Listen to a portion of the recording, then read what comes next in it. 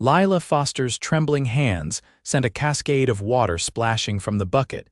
She carried down Sweetwater Creek's dusty Main Street, drawing cruel laughter from the group of men lounging outside the saloon. It was 1878 in Wyoming territory, and mercy was as scarce as rain in this unforgiving landscape. She kept her eyes fixed on the ground, willing herself not to cry as the jeers followed her like hungry wolves. "Look at her shake. Reckon she'd spill more whiskey than she'd serve," one man called out. "Better stick to sweepin', girl. Them hands ain't good for nothin' else," another added. Lilah clutched the bucket tighter, her knuckles whitening with effort. The tremors had plagued her since childhood, growing neither better nor worse, simply a part of her like the freckles dusting her nose or the auburn waves she struggled to pin each morning. At 22, she'd endured enough mockery to last several lifetimes. "That will be quite enough, gentlemen." The voice cut through the laughter, deep and steady as bedrock. Lilah looked up to see a tall figure silhouetted against the afternoon sun. Fergus Blackett stood with his thumbs hooked in his belt, his stance casual but his eyes hard as flint beneath the brim of his worn leather hat. The local rancher wasn't known for involving himself in town affairs, preferring the solitude of his land 10 miles outside Sweetwater Creek. The men shuffled their feet, mumbling half-hearted apologies before dispersing. Everyone knew Fergus Blackett wasn't a man to cross. He'd arrived 3 years prior, purchased the struggling Rocking Bee Ranch, and through determination and quiet competence had turned it into one of the most successful operations in the county. "Miss Foster," he said with a respectful tip of his hat, "may I help you with that?" "I can manage," Lilah replied, embarrassment heating her cheeks. "But thank you, Mr. Blackett." "I've no doubt you can," he said, his voice gentle, "but even the strongest among us could use a hand sometimes." Before she could protest further, he took the bucket, leaving her with empty hands that continued their betraying dance. She quickly clasped them together, tucking them into the folds of her skirt. "Where are you headed?" he asked, falling into step beside her. "The boarding house." "Mrs. Winters needs water for the laundry." They walked in silence for several paces. Lilah stole glances at his profile, the strong jaw darkened with stubble, the sun-weathered skin around eyes that had seen hard times but somehow remained kind. "Those fools don't know what they're talking about," Fergus said suddenly. "Pardon me, your hands. They're not something to mock." Lilah laughed bitterly. "They make me drop things, spill things. They've cost me 3 jobs in 2 years. Fergus stopped walking, turning to face her fully. "Miss Foster, I've seen you tend to Mrs. Winters' garden when those plants should have withered months ago. I've watched you mend clothing with stitches finer than any tailor in 3 counties could manage. Whatever those hands do or don't do, they're capable of remarkable things." Lilah stared at him, astonished. She hadn't realized he'd noticed her at all, let alone observed her accomplishments. "Here we are," he said, setting the bucket down at the boarding house steps. "Miss Foster?" "Yes, I'm looking for someone to help around the ranch house." "Nothing too strenuous, cooking, cleaning, maybe some mending. Would you be interested?" Lilah blinked rapidly. "Mr. Blackett, I appreciate the offer, but I don't need charity." "Charity?" His eyebrows rose. "Miss Foster, I'm a bachelor living in a house that resembles a barn more than a home. My shirts have more holes than fabric, and I'm certain I'm slowly poisoning myself with my own cooking. This isn't charity, it's desperation." A small smile tugged at her lips despite herself. "I'll consider it. That's all I ask. Good day, Miss Foster." With another tip of his hat, he strode away down the street, his long legs carrying him with the easy confidence of a man who knew exactly who he was in this world. Lilah watched him go, her hands still trembling, but for once, it wasn't solely from her condition. The following morning, Lilah stood on the porch of Mrs. Winters' boarding house, waiting for Fergus Blackett's wagon. She'd spent a restless night debating his offer, finally deciding that anything was better than continuing to endure the daily ridicule of Sweetwater Creek. Mrs. Winters had been surprised but supportive, even helping Lilah pack her meager belongings. The sound of approaching hoofbeats made her look up. Fergus guided a wagon pulled by two handsome bay horses into view, stopping directly in front of the boarding house. He jumped down with the agility of a much younger man, though Lilah guessed him to be in his early 30s. "Good morning, Miss Foster," he said, removing his hat. His dark hair was slightly damp, as if freshly washed for the occasion. "I see you've decided to accept my offer." "I have, Mr. Blackett," she replied, gripping her carpetbag tightly to hide her trembling. "Though I should warn you that my condition doesn't improve with time or familiarity." A smile creased the corners of his eyes. "Neither does my cooking, so we'll be well matched." He loaded her trunk and bag into the wagon, then offered his hand to help her up. She hesitated only briefly before placing her unsteady fingers in his calloused palm. His grip was firm but gentle as he assisted her onto the seat. As they pulled away from town, Lilah felt both relief and trepidation. She'd never lived anywhere but Sweetwater Creek, having moved to the boarding house after her parents died of influenza 5 years earlier. The familiar storefronts and faces, even the unfriendly ones, represented the only world she'd known. "It's about an hour's ride," Fergus said, breaking the silence. "Not too uncomfortable, I hope." "It's fine," she assured him. "I've always wanted to see more of the territory." "There's plenty to see at the Rocking Bee, though most of it's just grass and sky." He glanced at her. "May I ask about your hands? If I'm being too forward, please say so." Lilah looked down at her fingers, which trembled even when resting in her lap. "The doctor in Cheyenne called it a familial tremor. My father had it too, though not as severely. It doesn't hurt, but it makes certain tasks challenging. But not impossible," Fergus observed. "No, not impossible. I've learned adaptations. I use both hands when pouring liquid." "I take more time with detailed work." Fergus nodded. "Resourcefulness. That's a quality I admire, Miss Foster." The journey passed quickly as Fergus pointed out landmarks and shared stories about the land. Lilah found herself relaxing in his company, his deep voice and unhurried manner soothing her frayed nerves. When they crested a final hill, the Rocking Bee spread before them a sprawling main house, barn, and several outbuildings nestled in a protected valley with mountains rising majestically behind them. "It's beautiful," Lilah breathed. "It's home," Fergus said simply, but the pride in his voice was unmistakable. As they approached, 3 ranch hands emerged from the barn, waving in greeting. Fergus introduced them as Cal, Tucker, and Santiago, all of whom tipped their hats respectfully to Lilah. "The men take their meals with us," Fergus explained as he carried her trunk into the house. "There's also Daniel, who manages the herd movements, and Josiah, who handles most of the breaking of new horses. They live in the bunkhouse with the others." The interior of the ranch house was surprisingly spacious but Spartan. A large main room served as both parlor and dining area, with a kitchen visible through an arched doorway. A corridor presumably led to bedrooms and perhaps an office.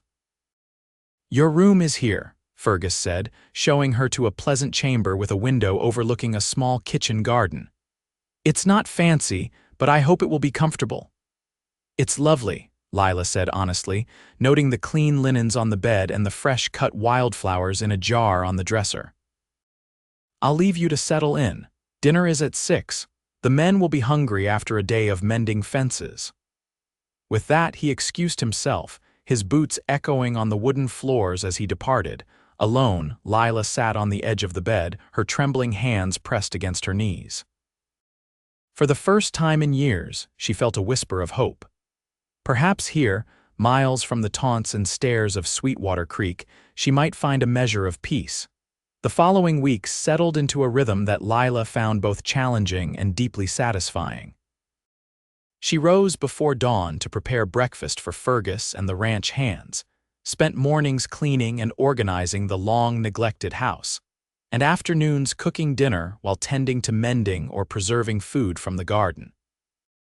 To her surprise, none of the men ever commented on her trembling hands, though they surely noticed. Instead, they thanked her for the meals, complimented her baking, and generally treated her with a respect she'd rarely experienced in town. Fergus himself was often absent during daylight hours, riding out to check on cattle or negotiating with buyers.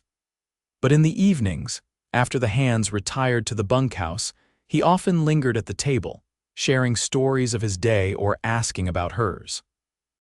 One evening, about a month after her arrival, Lilah was kneading dough for tomorrow's bread when Fergus entered the kitchen unexpectedly. "I thought you'd ridden out to the north pasture," she said, surprised to see him. "Change of plans. Daniel can handle it." He leaned against the doorframe, watching her work. "You know, when you're concentrating like that, your hands barely shake at all." Lilah looked down at her flour-covered fingers. He was right, the familiar, repetitive motion of kneading seemed to calm her tremors temporarily. "I never noticed," she admitted. "There are certain tasks that seem to help, kneading, brushing my hair, sometimes when I'm sewing."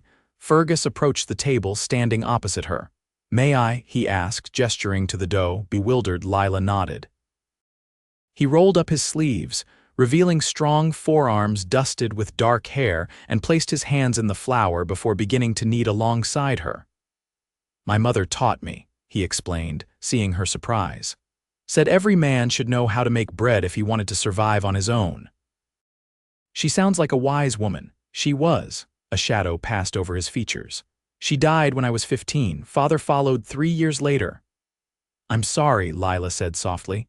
"I lost both my parents 5 years ago." Their hands worked side by side in the soft dough, his movements mirroring hers. "It changes you," Fergus said after a moment. "Being alone in the world." "Yes." Lilah met his eyes. "It does." Something shifted between them in that moment, a recognition, perhaps, of shared experience and understanding. Lilah felt her cheeks warm under his steady gaze. "I should finish this," she said, breaking the silence. "Of course." Fergus stepped back, wiping his hands on a towel. "I'll leave you to it," but at the door he paused. "Lilah," it was the first time he'd used her given name. "Yes, I'm glad you're here." Before she could respond, he was gone, leaving her with dough-covered hands that, for once, were perfectly still. Summer faded into a glorious autumn, painting the landscape in vibrant golds and reds. Lilah found herself settling more deeply into life at the Rocking Bee, her initial nervousness giving way to genuine contentment. She added her own touches to the house curtains she sewed for the bare windows, a braided rug before the hearth, wildflowers arranged in jars throughout the rooms. Fergus noticed these changes but never commented directly. Instead, she would catch him running his fingers along the new curtains or pausing to look at the flowers, a slight smile softening his features. Their evenings together grew longer as the days shortened. They often sat before the fire after dinner, Lilah mending or knitting while Fergus read aloud from one of the many books that lined a shelf in his office. His voice, deep and expressive, brought the stories to life in a way that made her look forward to these quiet hours more than any other part of her day. It was during one such evening that disaster struck. Lilah had risen to pour tea from a heavy ceramic pot.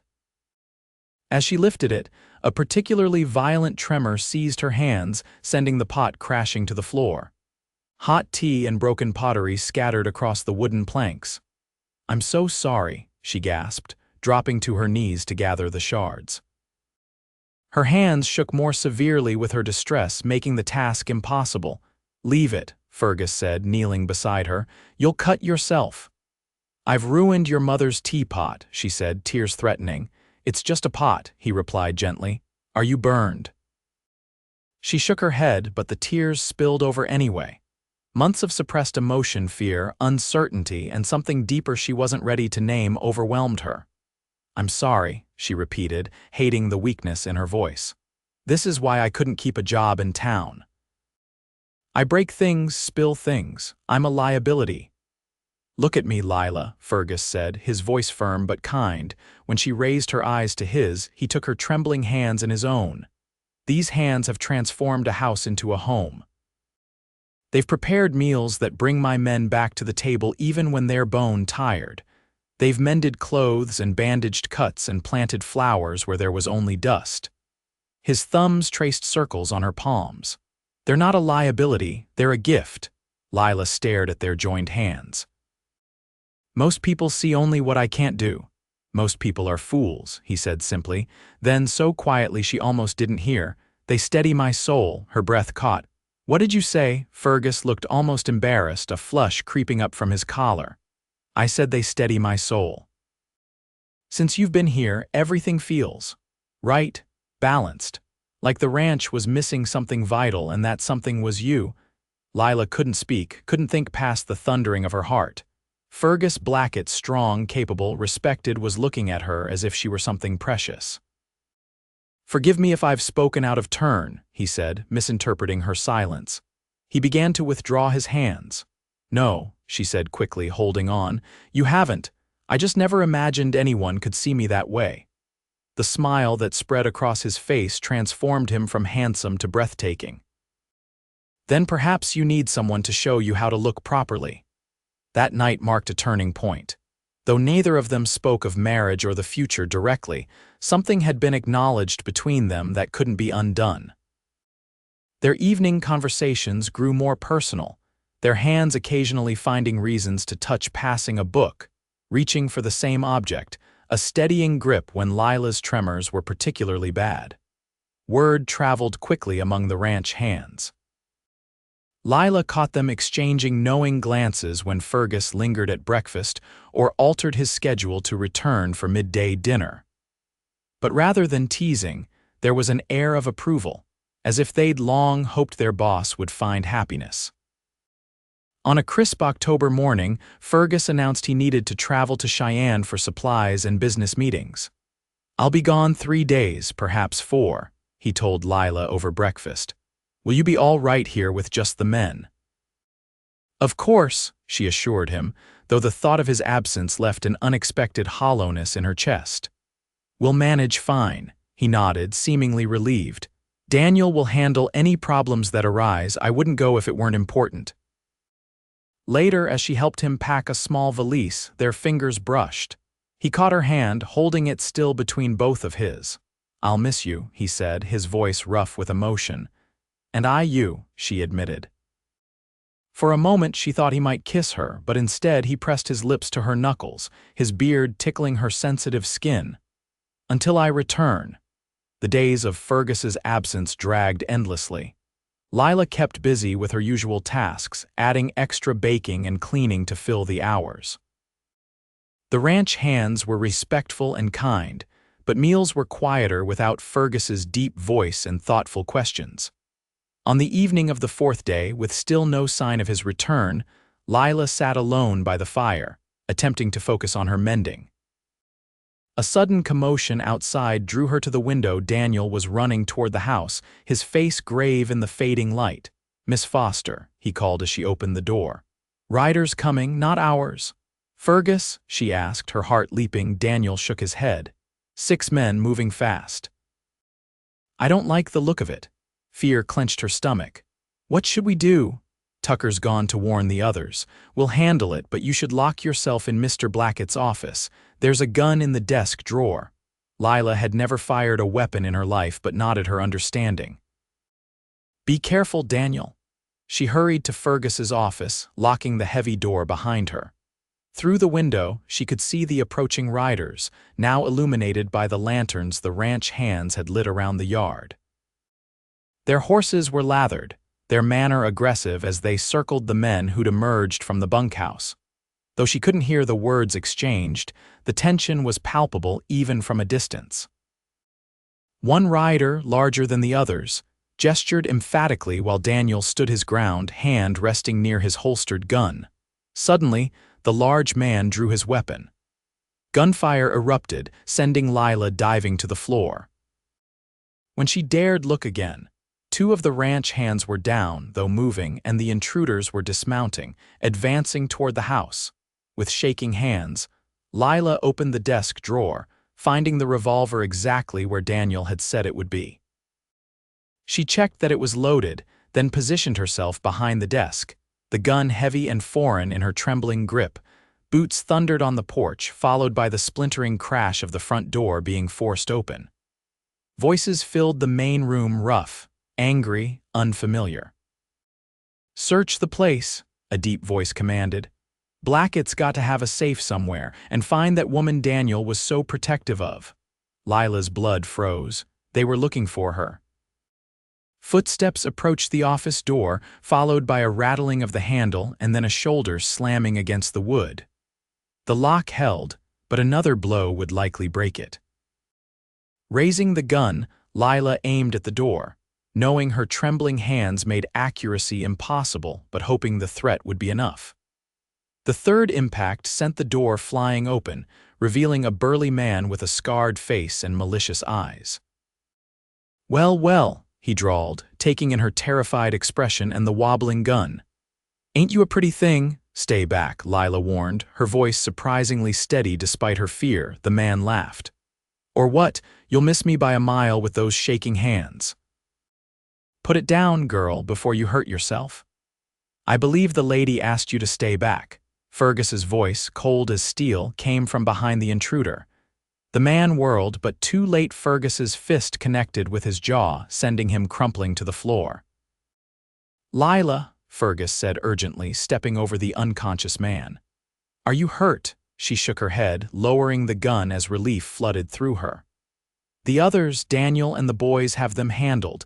These are the Crawford brothers and their gang. They've been rustling cattle across 3 counties. He crossed the room in 2 strides, pulling her into a fierce embrace.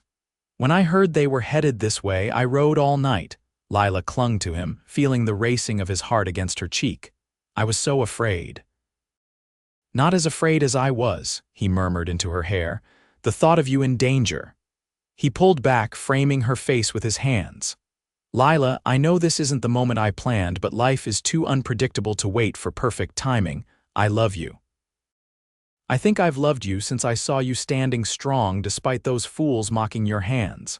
"Fergus," she whispered, hardly daring to believe what she was hearing. "I want you to stay, not as my housekeeper, but as my wife, if you'll have me." Her trembling hands came up to cover his. "Yes," she said simply. "Yes, I'll have you." His kiss was gentle at first, then deepening with a passion that left her breathless. When they finally parted, he rested his forehead against hers.